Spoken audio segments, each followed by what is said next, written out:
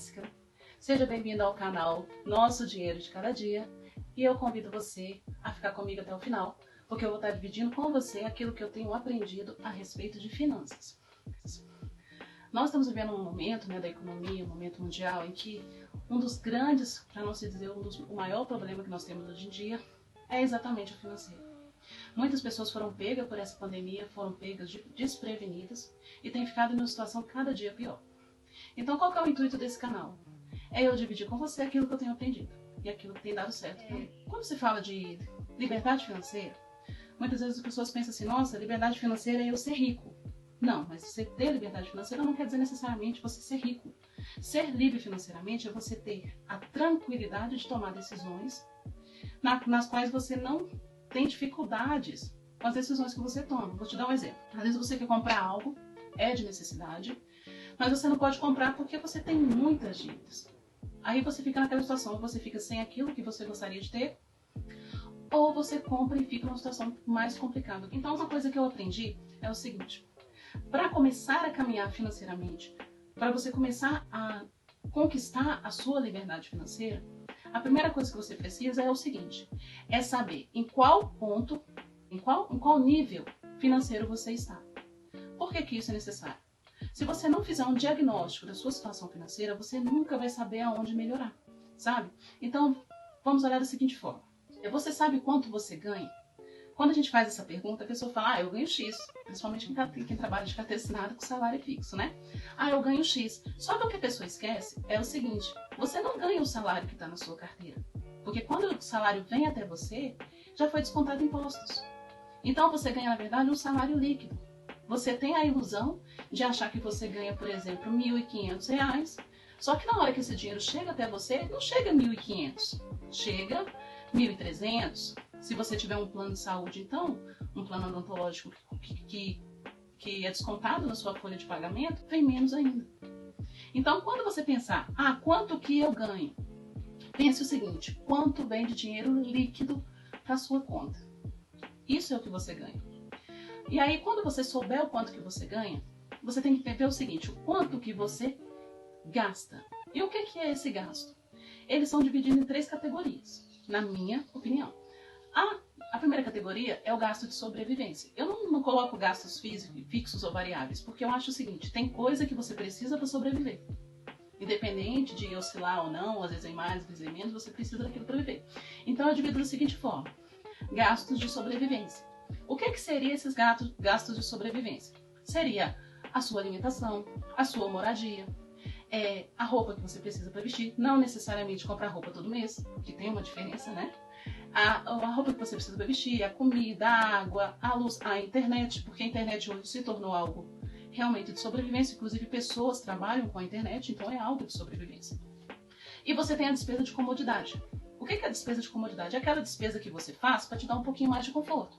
É aquela despesa que você poderia passar sem ela, só que você precisa de ter um pouco mais de conforto e você vai adquirir aquilo para te dar um pouco mais de conforto, de bem-estar, certo? E você vai ter também as suas despesas com dívidas. O que é despesa com dívidas? Na minha opinião, é aquela dívida que você tem parcelada no cartão de crédito, é um empréstimo que você pega no banco, ou você pega com um parente, ou com um amigo, né? O financiamento que você tem, ele é uma dívida, se caso você tiver um financiamento de imóvel, financiamento de carro, você tem uma dívida. Quando você soma tudo isso, as parcelas do financiamento, parcela do cartão, a alimentação, junta tudo. Quando você faz esse montante todo, você separa em grupos, mas você faz aquele montante todo. Isso, com relação à sua receita líquida, como é que tá?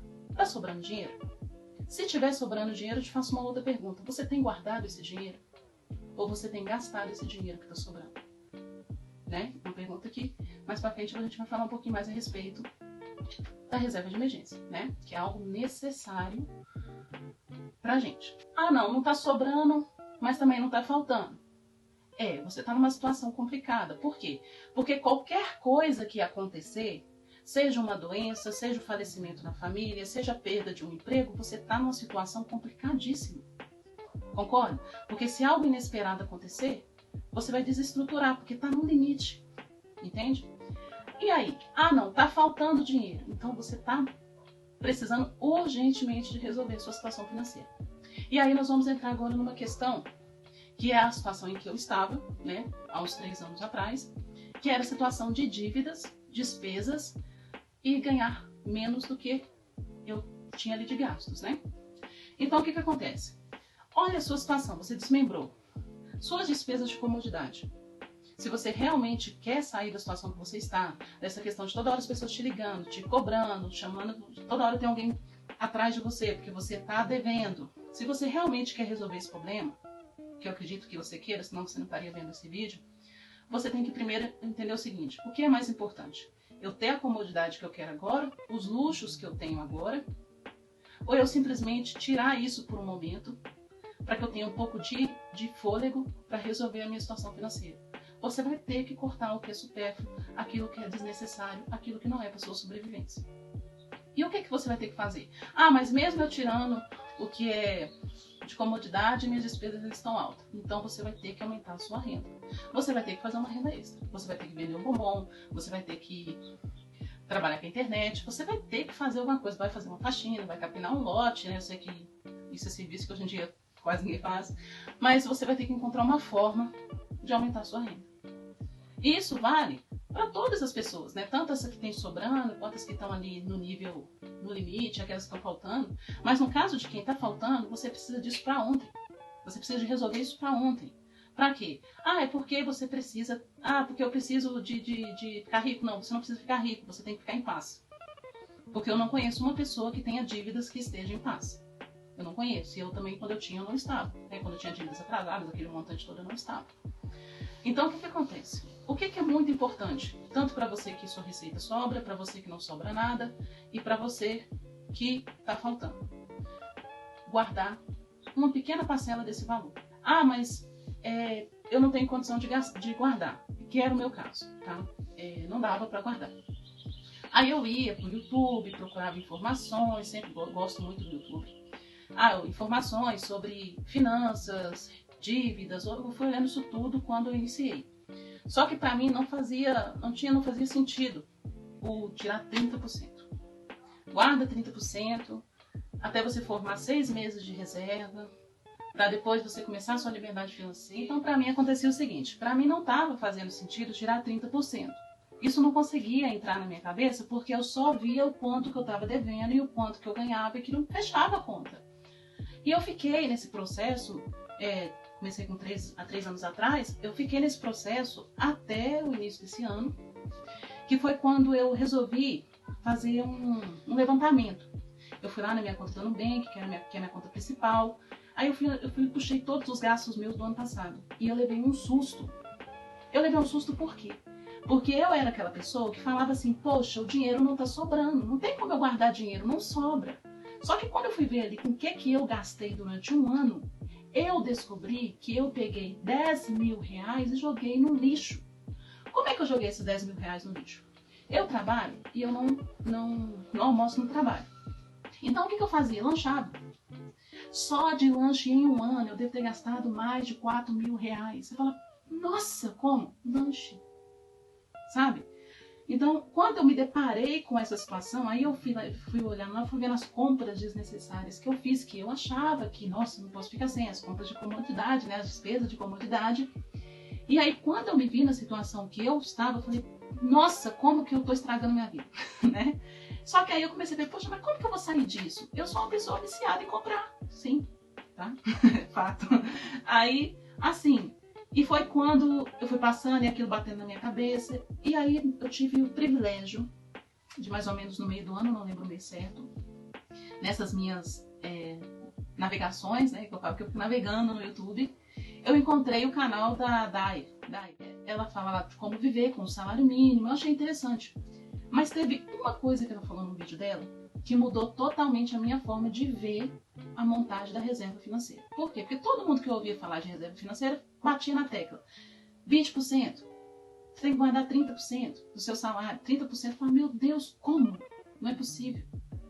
Só que a Dai, ela teve um vídeo dela que ela precisou usar a reserva financeira.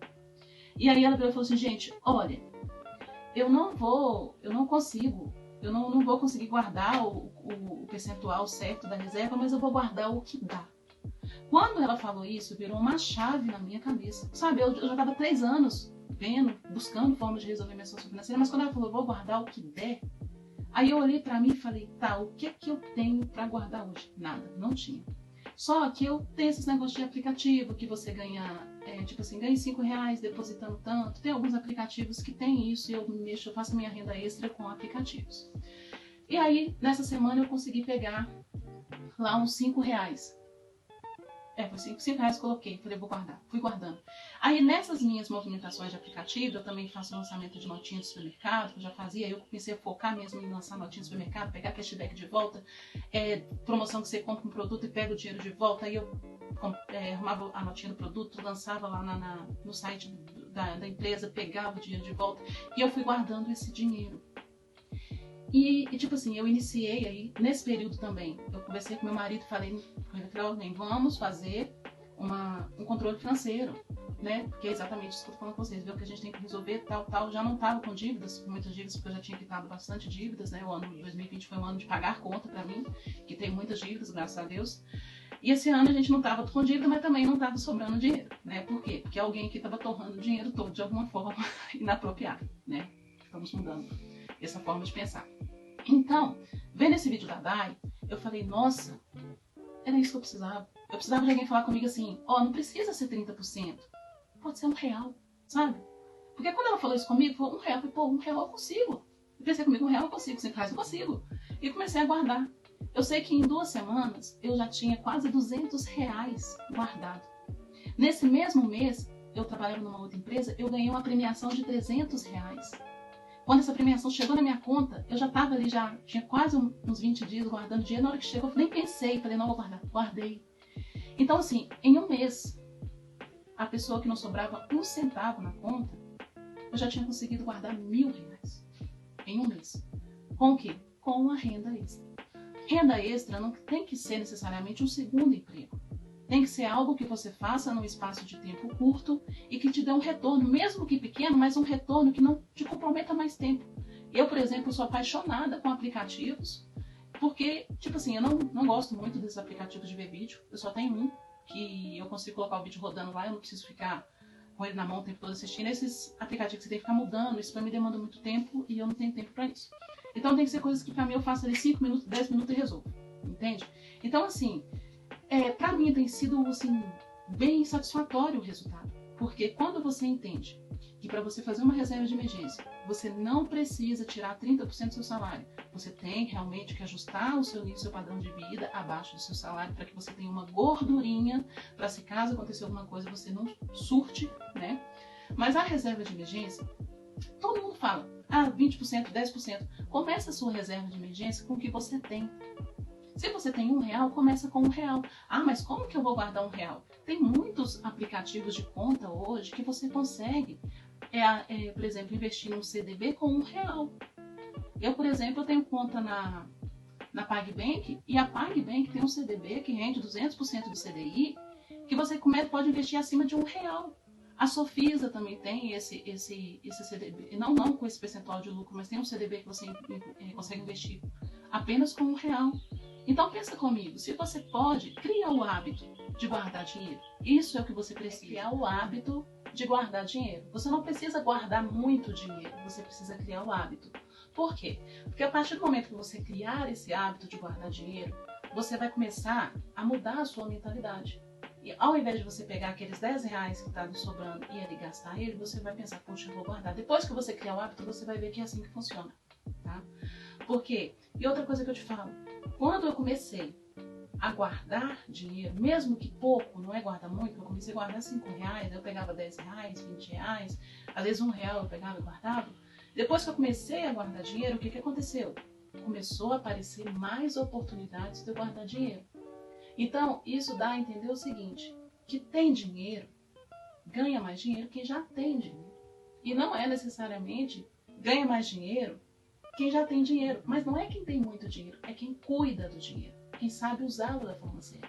Se você é aquela pessoa que o dinheiro já vem, passa pela sua mão e vai, qual que é o sentido de vir mais dinheiro para você? Vai vir mais dinheiro e vai sair, entende? Porque é o que acontecia comigo. A partir do momento que eu comecei a guardar um pouquinho do meu dinheiro, o que acontece? O dinheiro que vinha, já começou a vir um pouquinho de dinheiro a mais. E eu guardava, mais oportunidade para guardar. Então tenha isso em mente. Você quer resolver sua vida financeira? Primeiro, faça um diagnóstico. Entenda quanto você ganha realmente sua receita líquida, porque você não ganha o salário que está na sua carteira. Quanto você gasta? Desses gastos seus, quanto que é gasto de sobrevivência e quanto é luxo? Quanto é aquilo que você precisa só para poder fazer uma massagem no seu próprio ego? E vem cá, dívidas, como é que tá? Tá ruim? Tá bom? Se tem dívidas, pare de fazer dívidas. Porque quanto mais você fazer dívidas, mais dívidas você vai ter e dificilmente você vai sair dessa bola de neve. E por último, crie a sua reserva de emergência. Crie ela, nem que seja com R$1. Mas esse R$1 é para deixar lá. Não é juntar R$1 para você gastar, tá? Porque a gente que é gastador, a gente que foi doutrinado a dar dinheiro pros outros, que é o nosso caso, você já pega o dinheiro e já quer correr para gastar. Eu falo porque eu luto comigo nisso. Então isso ainda estou vencendo, né? Porque é hábito de anos e hábito é difícil de romper, né? Mas crie o hábito de guardar. Nem que seja R$1. Separa uma conta, guarda R$1.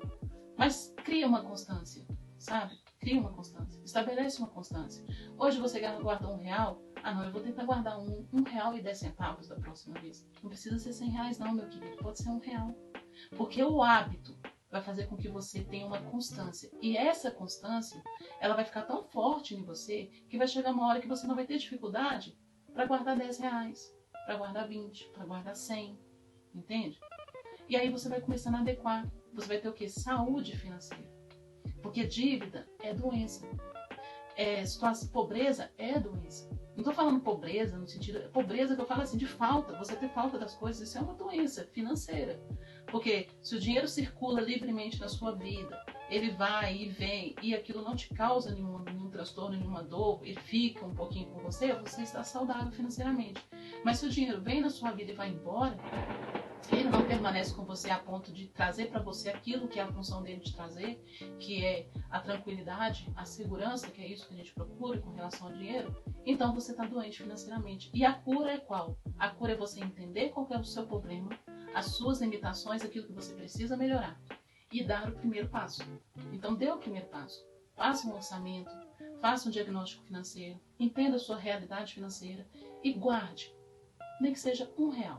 Começa guardando R$1, porque uma coisa eu falo com você, o resultado vem, e vem mais rápido do que a gente imagina, tá bom? Olha, um abraço para vocês, fiquem com Deus e até o próximo vídeo.